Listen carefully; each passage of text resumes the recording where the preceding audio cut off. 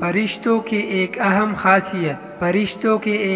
خاصیت یہ بھی ہے کہ وہ اللہ تعالیٰ کے حکم سے اپنی شکل و صورت کے علاوہ کوئی اور صورت بھی اختیار کر سکتے ہیں۔ یہ صورت کسی ایسی انسان کی بھی ہو سکتی ہے جسے دیکھنے والے پہچان لیں۔ انسانوں کے علاوہ کسی اور جاندار کی صورت اختیار کرنے کی فرشتوں کو طاقت ہے یا نہیں، اس کے بارے میں قرآن و سنت میں کوئی صراحت یا ذکر نہیں ملتا۔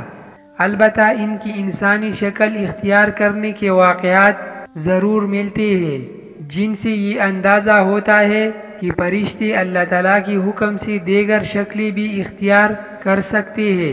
سیدنا ابراہیم علیہ السلام کے پاس فرشتے انسانی شکل میں آئے اور ابراہیم علیہ السلام ان فرشتوں کو پہچان نہ پائے۔ پھر فرشتوں کے بتانے پر آپ علیہ السلام کو معلوم ہوا کہ یہ انسان نہیں بلکہ فرشتہ ہے۔